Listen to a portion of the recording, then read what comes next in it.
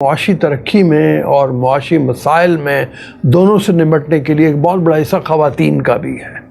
اور جس وقت ہم بات کرتے ہیں ورک فورس کی تو ایک بہت بڑی ورک فورس خواتین کی بھی ہے۔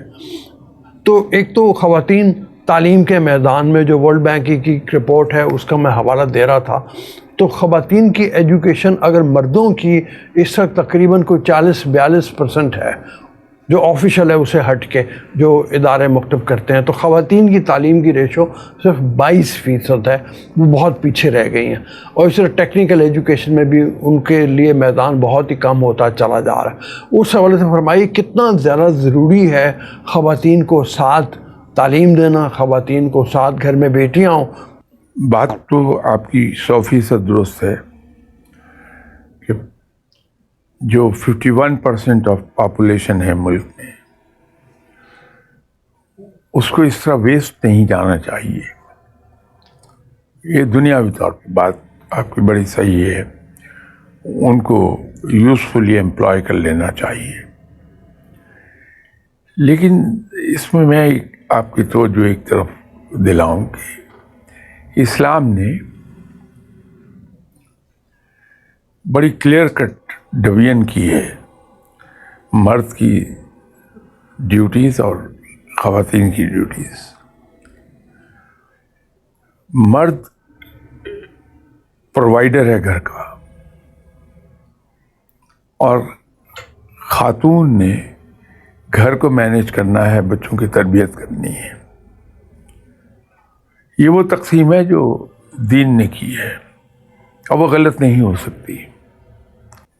یورپ کے اندر بالکل درست ہے کہ خواتین سبھی کی سبھی کام کرتی ہیں، مرد بھی کام کرتے ہیں۔ تو اس لحاظ سے تو آپ کی بات 100% درست ہے، اس سے کوئی شک نہیں ہے۔ ہمارے ملک میں بھی اب بیدار ہو رہی ہیں خواتین، اور جو پرسنٹیج خواتین کی تعلیم حاصل کر رہی ہے، میں صرف اسی پرسنٹیج کی بات کر رہا ہوں، somehow or the other وہ مردوں سے زیادہ قابلیت کو ڈیمونسٹریٹ کرتی ہیں۔ اور ابھی ایک اور اچھی جو چینج آئی ہے وہ یہ ہے کہ خواتین کے اندر ٹیکنیکل ایجوکیشن اس کا رواج بڑھ رہا ہے۔ اب بچیاں ادھر متوجہ ہو رہی ہیں کہ اب ٹیکنیکل ایجوکیشن حاصل کی جائے، انجینئرنگ میں، دوسری چیزوں میں۔ وہ لہر تو اپنی جگہ آ رہی ہے، لیکن ان پلانڈ طریقے سے ہم آگے نہیں بڑھ پائیں گے۔ گورنمنٹ کی سطح پر چیزوں کو پلان کرنا بڑا ضروری ہے۔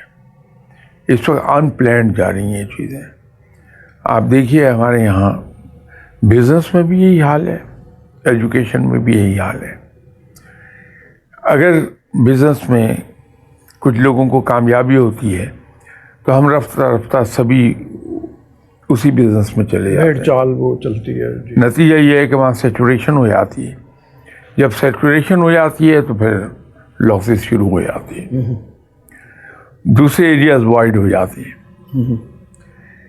یہی حال تعلیم میں ہے کہ تعلیم میں اگر کمپیوٹر سائنسز کہا ہے کہ اس میں بہت اسکوپ ہے تو ہم سبھی کمپیوٹر سائنس کی طرف چلے جائیں گے۔ اگر کیمسٹری کا آ جائے گا کہ کیمسٹری میں بڑا اسکوپ ہے تو سبھی ادھر کو۔ ان پلانڈ ہے۔ گورنمنٹ کو اپنی سطح پہ پلان کرنا چاہیے کہ ہمیں کس کیٹیگری میں، کس فیلڈ میں، کس ڈسپلن میں کتنے لوگوں کی ضرورت ہوگی اگلے 10 سال میں، اور پھر اس 10 سال کا بریک اپ سال بہ سال وہ ضرور کرنا ہے۔ اس کے بغیر ہم کنٹرول نہیں کر پائیں گے۔ بے روزگاری بڑھتی چلی جائے گی کہ سیچوریشن ہو جاتی ہے، اس فیلڈ کے لوگوں کو جاب نہیں ملتی، پھر نئے سرے سے تعلیم میں ایک بھیڑ چال نئی شروع ہو جاتی ہے، سبھی ادھر کو جانا شروع ہو جاتے ہیں۔ ہمیں اس طرف توجہ دینی ہوگی. تیسرا، ہم اپنے یہاں یونیورسٹیز کو یوزفلی ابھی تک استعمال نہیں کر پائے. دنیا بھر میں قاعدہ ہے ان تمام ممالک کا جو لیڈ لے رہے تھے ایک زمانے میں، ابھی تو دوبارہ سے نیا ایک ورلڈ آرڈر فارم ہو رہا ہے. وہاں یونیورسٹی سے ریسرچ کراتے ہیں. گورنمنٹ یونیورسٹیز کو ٹاپک دے کے فائنینشیل ہیلپ دیتی ہے، اور وہاں جو پی ایچ ڈی کے اسٹوڈنٹس ہیں وہ ان ٹاپکس کے اوپر ریسرچ کرتے ہیں، پیپر لکھتے ہیں، اور وہ سب کا سب پاس آن ہو جاتی ہے ریسرچ گورنمنٹ کو. گورنمنٹ پھر اس کے اوپر کام کر کے اس کے ساتھ جو سلوک کرنا کرتی رہتی ہے. فارن پالیسیز ہیں، اکنامک پالیسیز ہیں، ڈیفنس پالیسیز ہیں، انڈسٹریل پالیسیز ہیں. ان سب کے اوپر یونیورسٹیز میں باقاعدہ ریسرچ ہوتی رہتی. ڈیولپڈ کنٹریز انکریج کرتے ہیں تھنک ٹینکس کو، بہت ان کو سپورٹ کیا جاتا ہے. وہ پیپر ڈیولپ کرتے رہتے ہیں. نتیجہ یہ ہے کہ گورنمنٹ کو ہر طرح کی پالیسیز بنانے میں ہیلپ ملتی رہتی ہے. ہمارے یہاں یہ نہیں ہے رواج. گورنمنٹ کہیں کوئی پرابلم یونیورسٹی کو نہیں دیتی کہ اس پہ ریسرچ کیجیے. بالکل ٹھیک ہے.